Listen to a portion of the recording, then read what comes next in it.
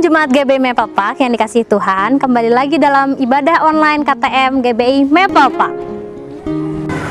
Kami berharap Bapak Ibu yang menonton tayangan ini dapat merasakan hadirat Tuhan dalam firman yang disampaikan oleh hambanya.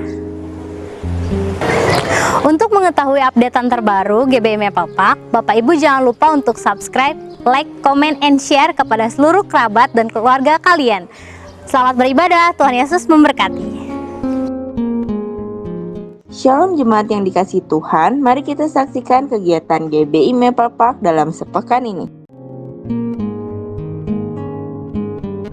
Ibadah GBI Mepapak Minggu 25 April 2021 akan dilayani oleh Pendeta Rubin Ong. Premier pukul 6 pagi di YouTube channel GBI Rayon 1D.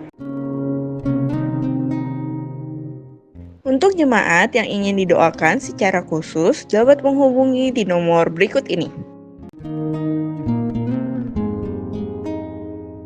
Untuk kegiatan GBI Mepapak, Bapak Ibu dapat melihat sosial media kami di slide berikut ini.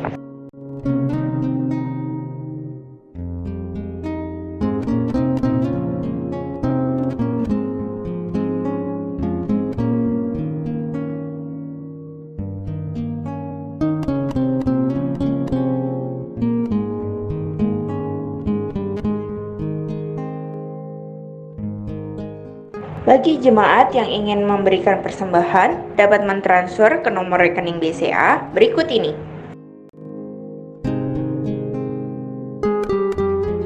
Demikianlah info news GBI Mepapak sepekan ini. Mari kita siapkan hati untuk memulai ibadah KTM pada hari ini. Tuhan Yesus memberkati. Deklarasi iman dalam lindungan Allah. Orang yang duduk dalam lindungan yang maha tinggi dan bermalam dalam naungan yang maha kuasa akan berkata kepada Tuhan, tempat perlindunganku dan kubu pertahananku, Allahku yang kupercayai. Sungguh dialah yang akan melepaskan engkau dari jerat penangkap burung, dari penyakit sampar yang busuk. Dengan kepaknya ia akan menundungi engkau, di bawah sayapnya engkau akan berlindung. Kesetiaannya ialah perisai dan pagar tembok. Engkau tak usah takut terhadap kedahsyatan malam, terhadap panah yang terbang di waktu siang, terhadap penyakit sampar yang berjalan di dalam gelap, terhadap penyakit menular yang mengamuk di waktu petang. Walau 1.000 orang rebah di sisimu dan 10.000 di sebelah kananmu, tetapi itu tidak akan menimpamu. Engkau hanya menontonnya dengan matamu sendiri dan melihat pembalasan terhadap orang-orang fasik. Sebab Tuhan ialah tempat perlindunganmu, yang maha tinggi telah kau buat tempat perteduhanmu. Malapetaka tidak akan menimpa kamu, dan tulah tidak akan mendekat kepada kemahmu. Sebab malaikat-malaikatnya akan diperintahkannya kepadamu untuk menjaga engkau di segala jalanmu. Mereka akan menantang engkau di atas tangannya, supaya kakimu jangan terantuk kepada batu. Singa dan ular tedung akan kau langkahi, engkau akan menginjak anak singa dan ular naga. Sungguh hatinya melekat kepadaku, maka aku akan meluputkannya. Aku akan membentenginya sebab ia mengenal namaku. Bila ia berseru kepadaku, aku akan menjawab. Aku akan menyertai dia dalam kesesakan. Aku akan meluputkannya dan memuliakannya. Dengan panjang umur akan kukenyangkan dia, dan akan kuperlihatkan kepadanya keselamatan daripadaku. Amin. Pentakosta ketiga. 1. Pentakosta ketiga adalah pencurahan Roh Kudus yang dahsyat di zaman now, melebihi yang terjadi di Azusa Street. 2. Pentakosta ketiga akan mengakibatkan penuaian jiwa yang terbesar dan yang terakhir sebelum Tuhan Yesus datang kembali. 3. Pentakosta ketiga akan membangkitkan generasi Yeremia, yaitu anak-anak muda yang dipenuhi Roh Kudus, cinta mati-matian kepada Tuhan Yesus, tidak kompromi terhadap dosa, dan akan bergerak untuk memenangkan jiwa. 4. Pentakosta ketiga lahir di Indonesia dan bergerak ke bangsa-bangsa. Gerakan ini dari timur ke barat dan akan kembali ke Yerusalem. 5. Pentakosta ketiga akan memberikan kuasa untuk menyelesaikan amanat agung. Dan setelah itu Tuhan Yesus datang kembali. Shalom GBI Mepapak. Shalom. Haleluya. Sama-sama kita siapkan hati kita untuk lebih lagi masuk memuji dan menyembah Dia, sebab Dia Allah yang baik buat setiap kita. Amin. Mari semua yang siap serukan. Haleluya. Haleluya.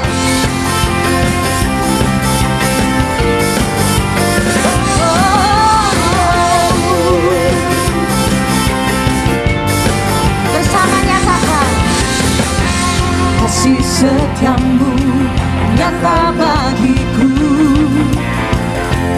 hikmat kebajikan tersedia bagiku, sebab Allah sanggup limpahkan segalanya, dan anugerahnya sangat besar bagiku. Aku diberkati, aku dilimpahi, karena Allah sanggup untuk menyediakan.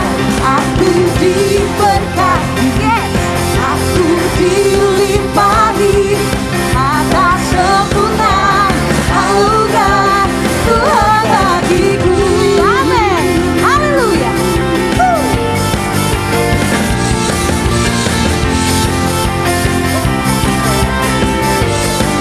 Kasih setiamu Tuhan, kasih setiamu nyata bagiku,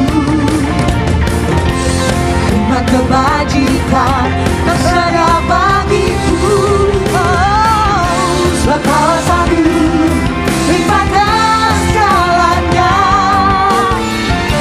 dan anugerahnya sangat besar bagiku. Amin. Aku diberkati, aku dilimpahi, karena Allah sanggup untuk menyediakan. Aku diberkati, aku dilimpahi, ada sempurna anugerah Tuhan bagiku.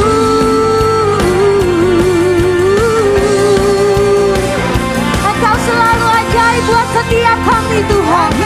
Haleluya.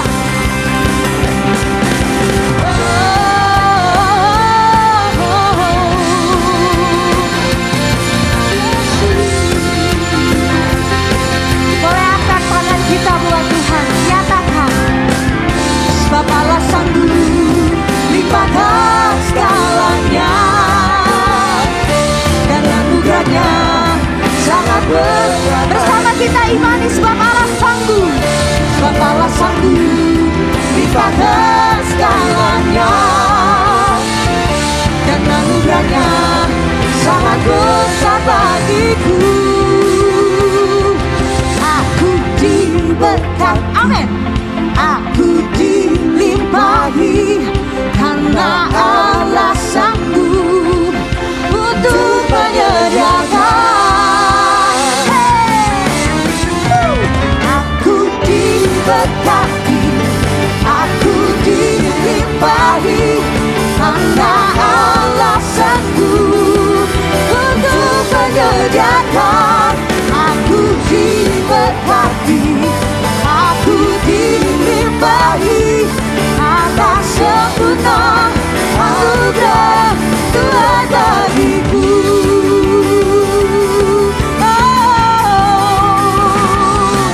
Engkau ajaib buat setiap kami Bapa. Haleluya. Kasih sorak-sorai buat Allah kita. Haleluya Yesus. Haleluya. Haleluya. Yes. Sempurna anugerah-Mu bagi kami Tuhan. Kami sungguh bersyukur. Banyak berkat kemurahan-Mu dalam hidup kami. Karena itu kami rindu memuji-Mu lebih lagi.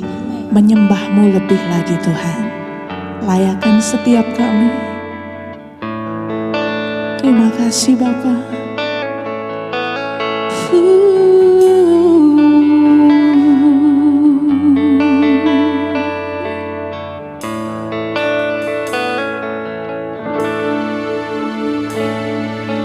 Kau hiasi kehidupanku dengan kemurahan-Mu. Kau rancangkan masa depanku penuh dengan harapan.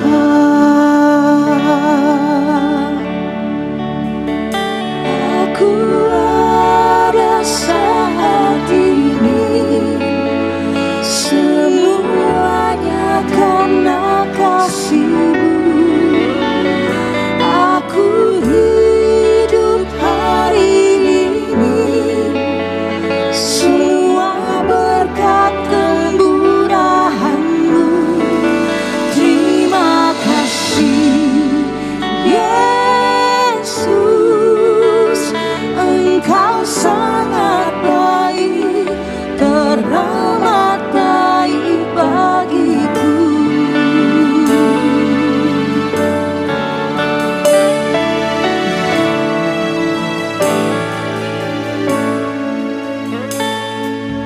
Kau hiasi kehidupanku dengan kemurahan-Mu.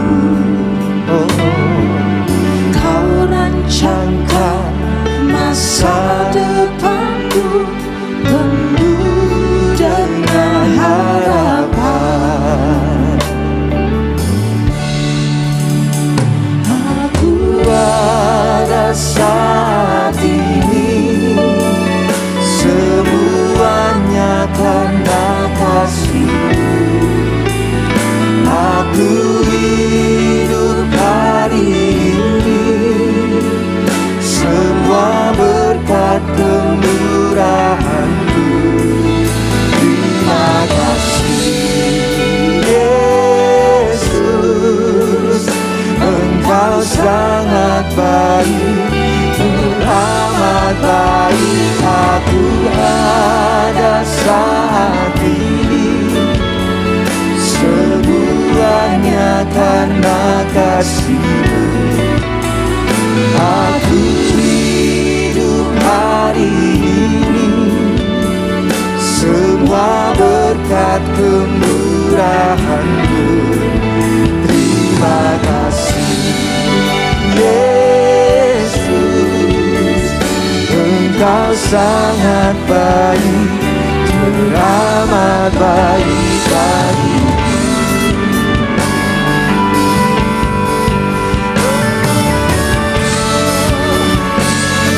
Terlalu banyak yang Kau telah beri dalam hidup kami. Untuk itu kami mau bersyukur anugerah kemurahan-Mu, penyertaan-Mu di hidup kami. Mari yang percaya, angkat tangan kita sama-sama. Aku ada saat ini, semuanya karena kasih-Mu. Aku hidup hari ini, semua berkat kemurahan-Mu. Terima kasih Yesus, Engkau sangat baik, teramat baik. Aku ada saat ini, semuanya karena kasih-Mu. Aku hidup hari ini, semua berkat kemurahan-Mu. Terima kasih Yesus, Engkau sangat baik, teramat baik bagiku. Aku ada saat ini, semuanya karena kasih-Mu. Aku hidup hari ini, semua berkat kemurahan-Mu. Terima kasih Yesus, Engkau sangat baik, teramat baik. Aku ada saat ini, kasih-Mu. Aku hidup hari ini semua berkat kemurahan-Mu. Terima kasih Yesus, Engkau sangat baik, teramat baik bagiku. Yesus, Engkau sangat baik, teramat baik bagiku.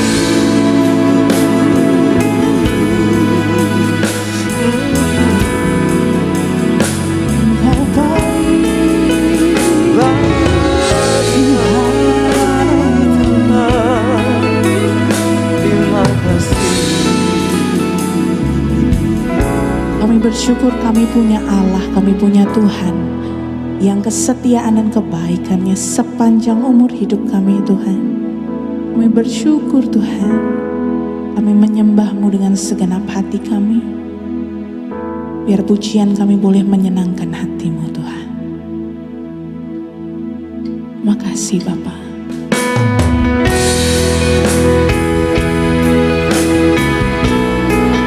Tidak ada Allah lain seperti-Mu, Yesus.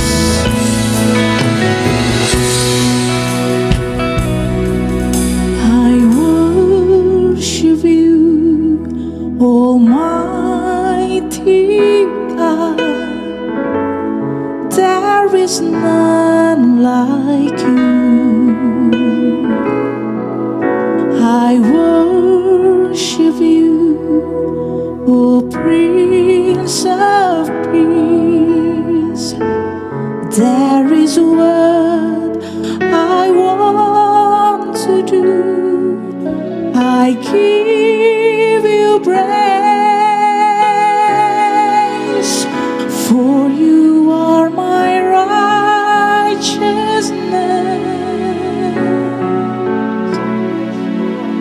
I worship You, Almighty God. There is none like You. Sama-sama pujikan Bapak Ibu saudaraku. I worship You, Almighty. There is none like You. I worship You, O Prince of Peace. There is what I want to do.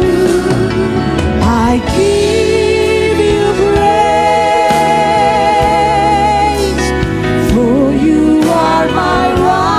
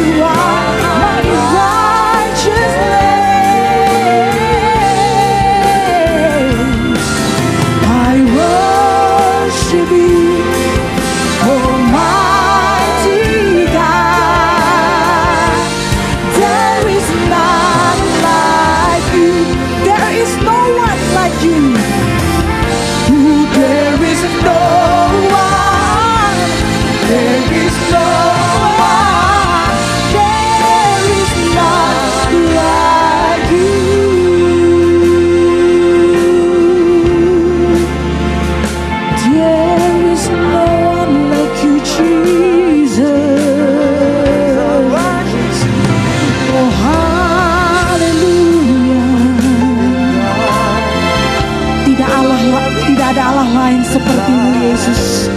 Tidak ada Allah lain yang kebaikan dan kesetiaannya sempurna seperti-Mu. Sebab itu malam hari ini kami mau mengarahkan hati kami, pikiran kami hanya tertuju kepada Yesus saja. Allah yang mengasihi setiap kami, Allah yang penyertaannya sempurna, Allah yang tidak pernah gagal dalam hidup kami.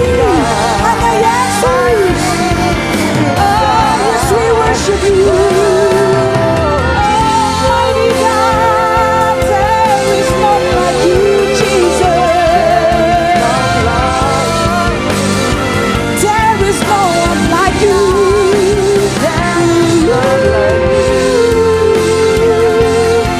Yes, we worship you, Lord. Yes, we worship you, Lord. You are worthy to be praised.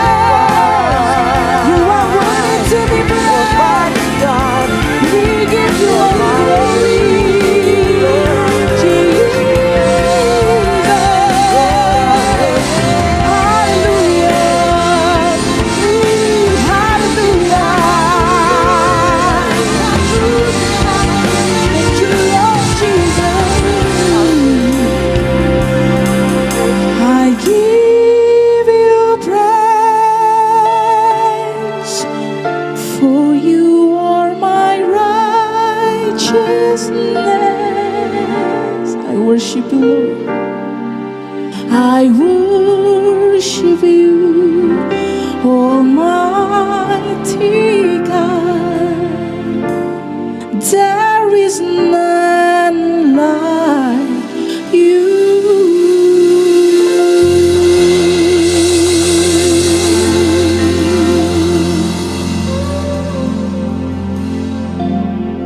Shalom Jemaat KTM GB Maple Park yang saya kasihi dalam Tuhan. Senang sekali bisa berjumpa dengan saudara-saudara di ibadah online pada hari ini. Terima kasih kepada Pastor Ferry yang telah mengundang saya untuk bisa menyampaikan kebenaran firman Tuhan di ibadah online hari ini.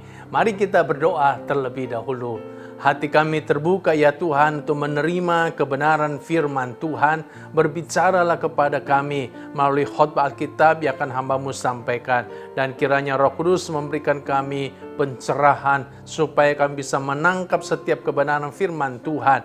Dan kami bisa mempraktekkannya di dalam kehidupan kami. Terima kasih ya Tuhan. Kami mengucap syukur dalam nama Tuhan Yesus Kristus. Haleluya. Amin.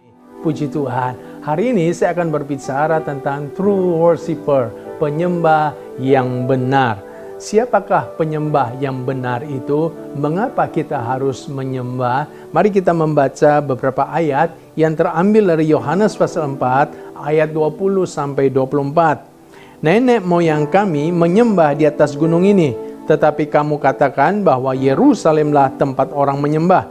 Kata Yesus kepadanya, percayalah kepadaku hai perempuan, saatnya akan tiba bahwa kamu akan menyembah Bapa bukan di gunung ini dan bukan juga di Yerusalem.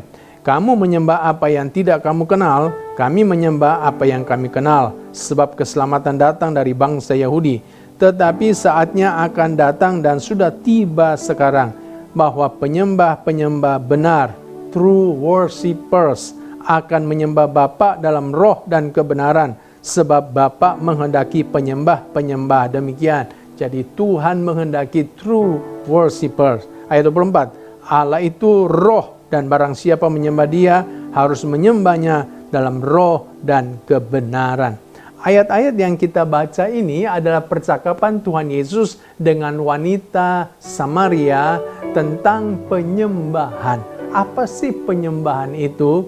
Umumnya gereja-gereja aliran karismatik mempunyai pengertian yang sempit tentang penyembahan. Dulu saya juga punya pengertian yang sempit seperti itu. Menurut saya dulu penyembahan itu adalah kita menyanyikan lagu rohani irama lambat dengan diiringi musik, atau kita menyanyikan lagu haleluya diiringi musik, atau kita berbahasa roh diiringi musik. Itu adalah penyembahan kepada Tuhan.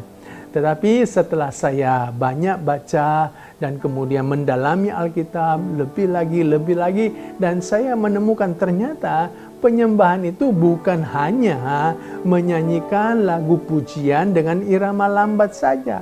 Ternyata penyembahan juga adalah waktu kita menyanyikan pujian kepada Tuhan dengan irama cepat. Jadi walaupun lagunya cepat, walaupun lagunya lambat, itu semuanya adalah sebuah penyembahan kepada Tuhan. Bahkan lebih luas lagi, penyembahan tidak terbatas pada nyanyian pujian saja, tetapi penyembahan adalah semua kegiatan yang kita lakukan di dalam ibadah. Jadi semua kegiatan kita di dalam ibadah kita, ibadah online seperti hari ini, atau ibadah onsite nanti, beberapa bulan yang akan kita adakan, maka semua kegiatan kita dalam ibadah itu semua penyembahan kepada Tuhan. Waktu kita menyanyikan lagu-lagu pujian kepada Tuhan, baik irama lambat maupun irama cepat, itu penyembahan. Waktu kita berdoa, itu penyembahan. Waktu kita mendengarkan khotbah atau mencatat khotbah yang kita dengar, itu pun sebuah penyembahan. Dan waktu kita ini mempersembahkan persembahan kita, mengembalikan perpuluhan kita, itu semua adalah penyembahan kepada Tuhan. Itulah sebabnya dalam ibadah kita ini, mari kita melakukannya dengan sungguh-sungguh, dengan hati yang sepenuh hati, karena ini adalah sebuah penyembahan kita kepada Tuhan. Saudara, bahkan lebih luas lagi, penyembahan adalah semua kegiatan kita sehari-hari yang meninggikan dan memuliakan Tuhan. Jadi penyembahan tidak terbatas hanya 1 jam atau 2 jam di gereja saja, tapi penyembahan itu bisa lebih luas lagi. Penyembahan adalah semua kegiatan kita yang kita lakukan sehari-hari, yang memuliakan Tuhan, meninggikan Tuhan, itu adalah penyembahan kita kepada Tuhan. Contohnya, ibu-ibu yang sedang memasak. Ketika ibu-ibu memasak, melakukannya seperti kepada Tuhan dan bukan kepada manusia, maka sebenarnya itu adalah sebuah penyembahan kepada Tuhan. Kenapa? Karena ibu-ibu pasti memasak dengan sukacita, tanpa bersungut-sungut, akan memasak dengan pujian penyembahan kepada Tuhan. Dan itu adalah sebuah penyembahan kepada Tuhan. Contoh yang lain misalnya ketika ada pegawai restoran atau pegawai toko yang melayani pembeli, melayani pelanggannya dengan sepenuh hati seperti kepada Tuhan dan bukan kepada manusia, dia melakukannya dengan sungguh-sungguh sehingga nama Tuhan ditinggikan, dimuliakan, itu pun adalah sebuah penyembahan kepada Tuhan. Jadi semua kegiatan kita yang meninggikan Tuhan, memuliakan Tuhan, itu adalah penyembahan. Waktu kita bersaksi kepada seseorang, kita meninggikan Tuhan lewat kesaksian kita, dan orang itu akhirnya buka hati, percaya kepada Tuhan, berarti ini pun sebuah penyembahan kepada Tuhan. Yakobus memberikan contoh bagaimana sih itu penyembahan dalam kegiatan sehari-hari.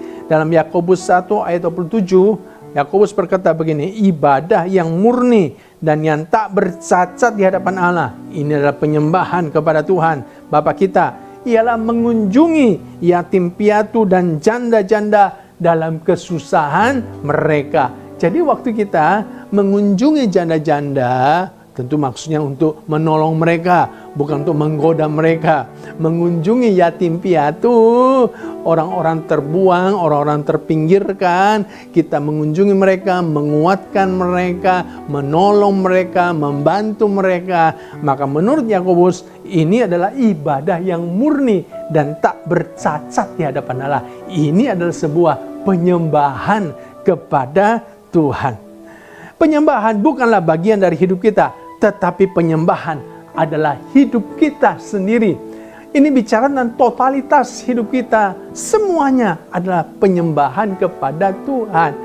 Karena itu saudaraku, waktu kita menyembah kepada Tuhan, harusnya memang seluruh hidup kita ini yang kita persembahkan kepada Tuhan. Firman Tuhan berkata, kita harus mempersembahkan tubuh kita sebagai korban yang hidup, yang kudus, dan yang berkenan kepada Tuhan. Saudara, ini adalah penyembahan kita, seluruh hidup kita. Kita menyembah kepada Tuhan.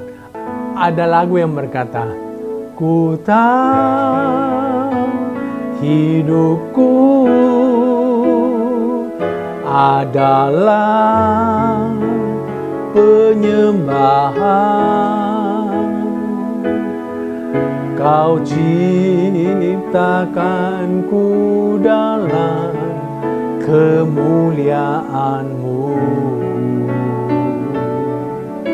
Oh, ku tahu hidupku berharga di mata-Mu. Segenap hidupku persembahkan. Jadi Tuhan mau kita mempersembahkan seluruh hidup kita kepada Tuhan sebagai sebuah penyembahan. Itu berarti setiap detak jantung kita, setiap tarikan nafas kita, setiap gerakan tangan kita, setiap langkah kaki kita, itu adalah sebuah penyembahan kepada Tuhan. Apapun yang kita lakukan, yang kita ucapkan, yang kita perbuat, itu harusnya sebuah penyembahan kepada Tuhan. Makanya kita harus menjaga hidup kita sungguh-sungguh. Jangan kita cemari, kotori, supaya hidup kita bisa kita persembahkan kepada Tuhan. Penyembahan adalah untuk kepentingan Tuhan, untuk kesenangan Tuhan, dan untuk kemuliaan Tuhan. Dan bukan untuk kepentingan, kesenangan, dan kemuliaan kita. Di dalam kita menyembah Tuhan, semuanya adalah untuk Tuhan, untuk kepentingan Tuhan, kesenangan Tuhan, kemuliaan Tuhan. Tidak ada satupun untuk kita. Sayangnya ada banyak orang Kristen mengambil sesuatu dari penyembahan. Bukan memberi kepada Tuhan, tapi dia mengambil sesuatu dari penyembahan.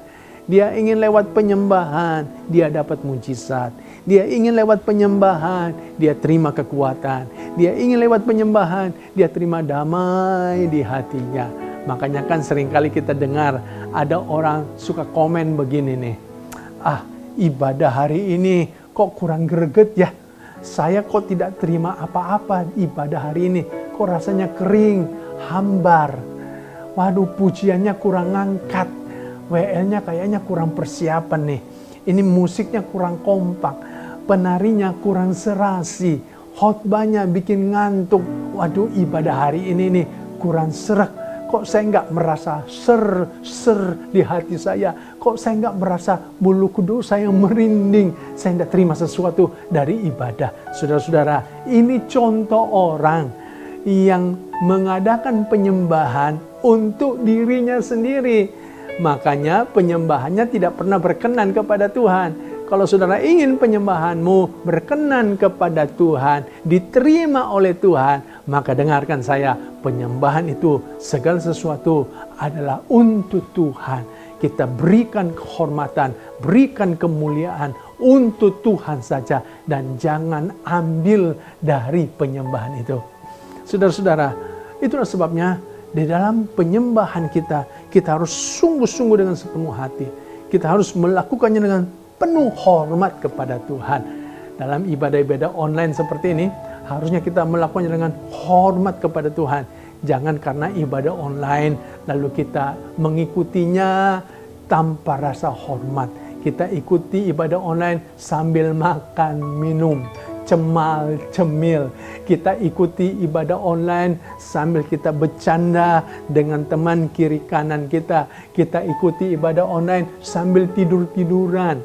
Ada orang yang mengikuti ibadah online itu tidak pakai baju atasannya atau hanya pakai kaos singlet saja. Menurut saya, saudara-saudari, ini orang kurang menghormati Tuhan di dalam ibadah. Padahal sebenarnya dalam penyembahan kita harusnya memberi kepada Tuhan, memberikan kehormatan, memberikan kemuliaan, memberikan kesenangan kepada Tuhan saja. Puji Tuhan.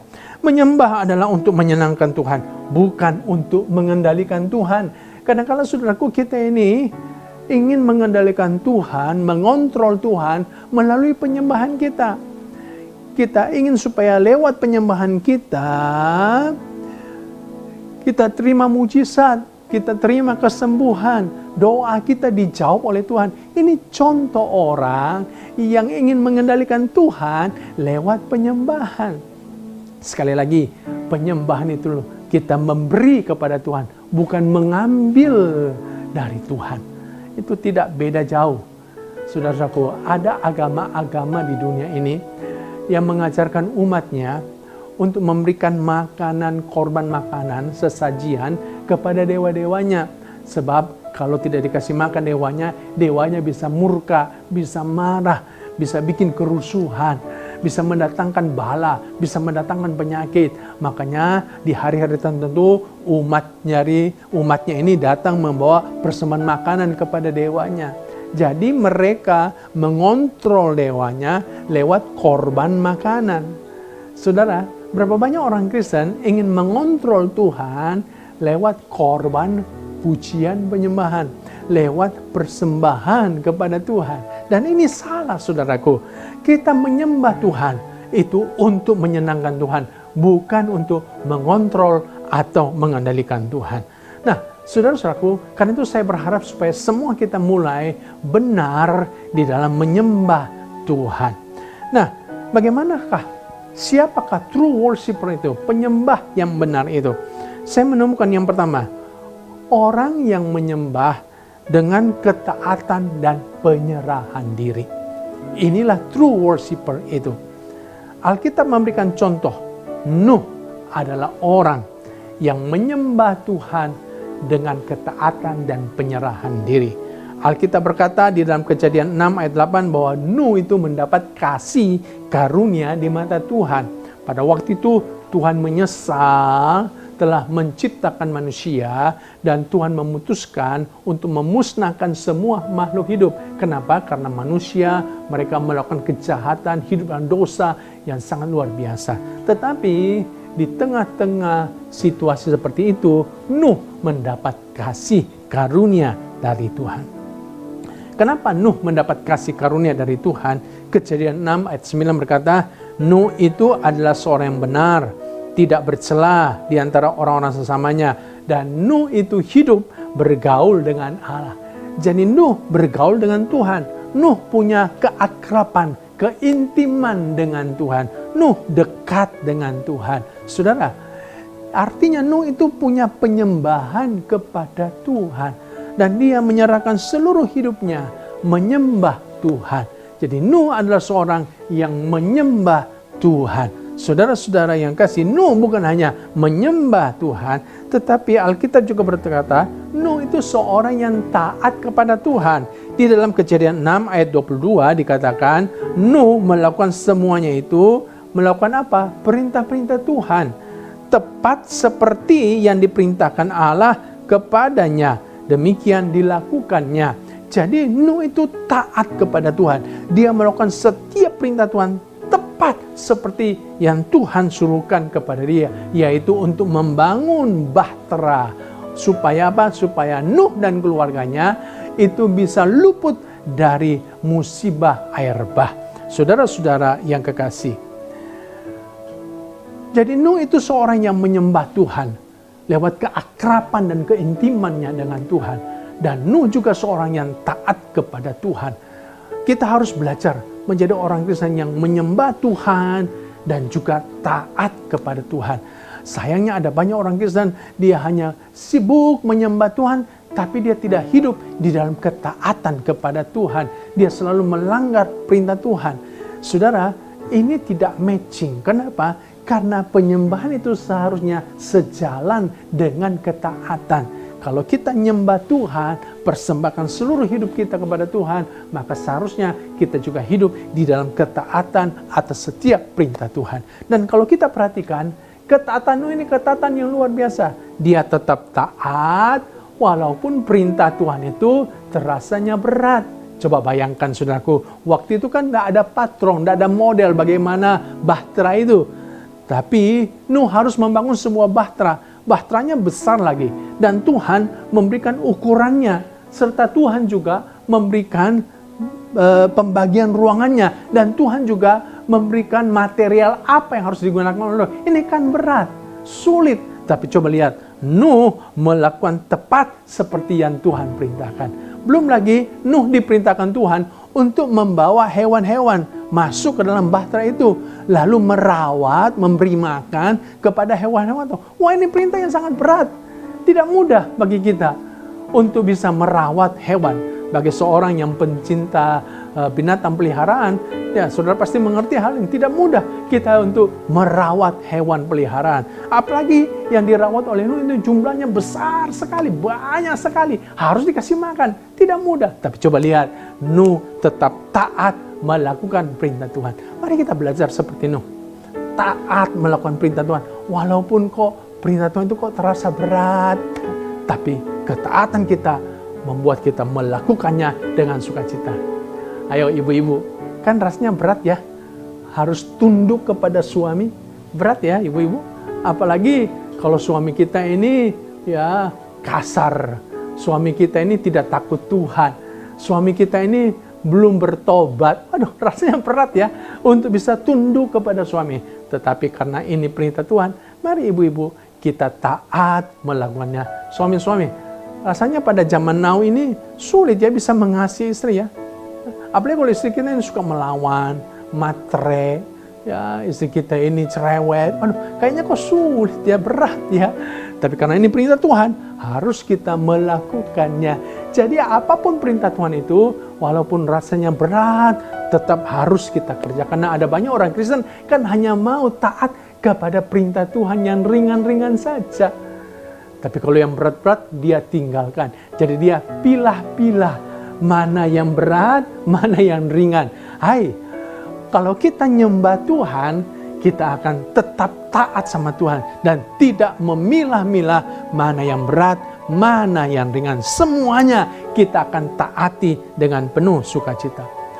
Dan juga Nuh ini tetap taat kepada Tuhan. Walaupun ada tantangannya. Coba bayangkan, dia itu membuat bahtera bermil-mil jauhnya dari pantai.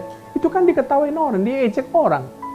Dan juga durasinya itu kan 120 tahun.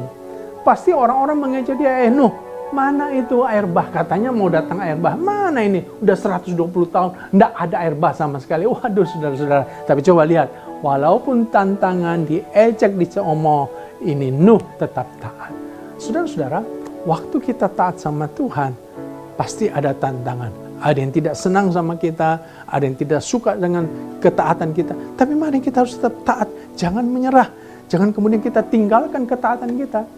Waktu saya terpanggil untuk menjadi hamba Tuhan, dan saya putuskan mau sekolah Alkitab, saya datang kepada kakak saya yang waktu itu membiayai saya untuk kuliah. Dan dia marah, dan dia kemudian berkata begini, kalau kamu mau sekolah Alkitab, kamu mau jadi pendeta, kamu urus dirimu sendiri. Artinya tidak ada bantuan dari keluarga sekarang. Saya harus mencari biaya sendiri. Dan waktu itu saya nggak punya uang. Saya hanya punya sebuah motor, ya, motor Yamaha yang menurut saya ini sudah tidak layak pakai. Tapi saya tetap pakai waktu itu. Dan saudaraku, itu modal saya.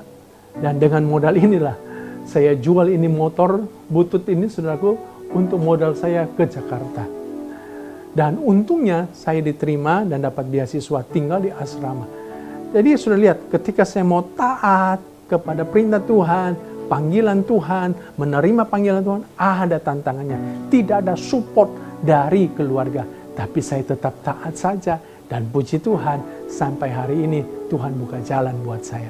Jadi Bapak Ibu, orang yang menyembah Tuhan, dia sejalan dengan ketaatannya kepada Tuhan. Dia akan tetap taat apapun yang terjadi.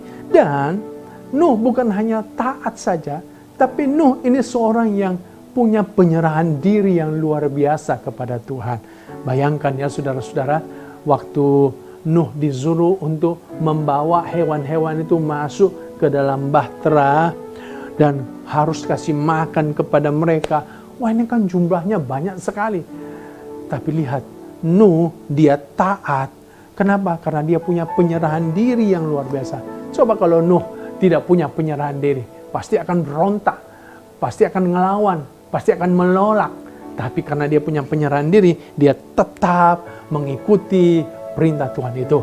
Dan waktu Nuh dan keluarganya sudah masuk ke dalam bahtera, maka Alkitab berkata, pintu ditutup oleh Tuhan dan tidak ada manusia yang bisa membukanya. Dan di luar air bah 40 hari 40 malam. Wah, itu mengerikan saudara-saudara. Mengerikan. Ini betul-betul sebuah penyerahan diri yang luar biasa yang dimiliki oleh Nuh. Itu yang membuat dia bisa taat kepada Tuhan. Bapak Ibu, mari kita jadi orang yang benar-benar berserah kepada Tuhan. Apa yang seringkali membuat kita tidak taat, suka merontak, suka melawan? Karena kita kurang berserah kepada Tuhan. Kita kurang surrender kepada Tuhan. Kita ini kadang-kadang suka berpikir dengan logika kita sendiri. Kita kadang-kadang masih mengandalkan kekuatan kita sendiri, mengandalkan kepintaran kita sendiri, mengandalkan tenaga kita. Itulah sebabnya kita kurang berserah sama Tuhan. Makanya saudara-saudaraku, kita kurang taat kepada Tuhan. Tapi kita nyembah. Kalau di gereja angkat tangan nomor 1. Penyembahan seperti ini tidak akan berkenan kepada Tuhan. True worshiper, penyembah yang benar adalah seorang yang menyembah Tuhan dengan seluruh hidupnya, dan dia juga memiliki ketaatan dan penyerahan diri kepada Tuhan. Saya dorong setiap saudara menjadi penyembah yang benar seperti ini. Yang kedua, penyembah yang benar adalah orang yang menyembah dalam roh dan kebenaran. Ayat 20, 21, dan 22 itu ada percakapan daripada Tuhan Yesus dengan perempuan Samaria itu.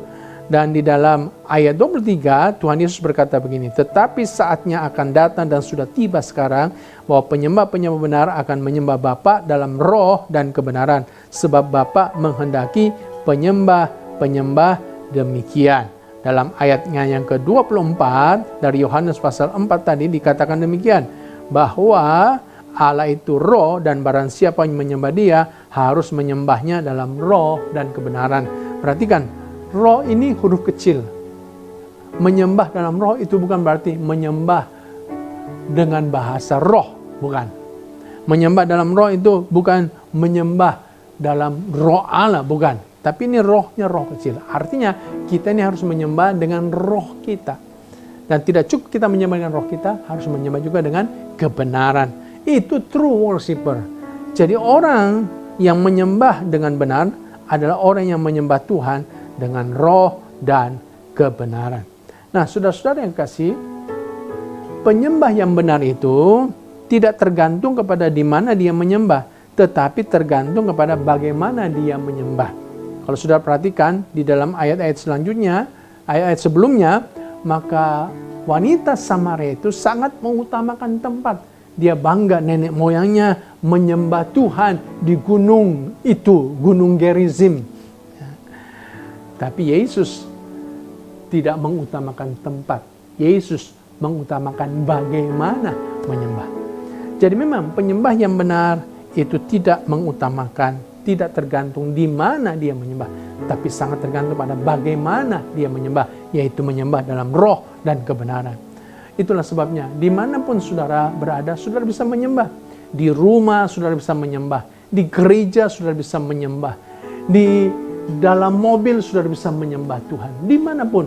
Karena penyembah yang benar bisa menyembah Tuhan dimanapun dia berada. Yang penting hati kita serahkan kepada Tuhan.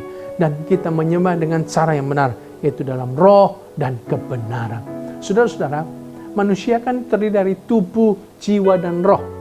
Kita bisa menyembah Tuhan dengan tubuh kita, dengan mulut kita nyanyi, dengan tangan kita tepuk tangan. Jadi kita menyembah dengan tubuh. Kita menyembah Tuhan dengan jiwa kita, dengan perasaan kita. Kita bisa pakai nyembah Tuhan. Kita bisa sukacita, senang ketika kita nyanyikan lagu-lagu sorak-sorai kemenangan. Tapi ketika ada lagu yang menyentuh hati kita bisa meneteskan air mata. Kita menyembah dengan jiwa kita. Tapi kita juga perlu menyembah dengan roh kita. Roh kita itu adalah membuat kita bisa terkoneksi dengan rohnya Tuhan. Kita menyembah dengan roh itu ketika kita sungguh-sungguh tenggelam dalam penyembahan. masuk ke dasar hati kita yang terdalam. Kita sungguh-sungguh dalam menyembah, sepenuh hati kita, segenap hati kita.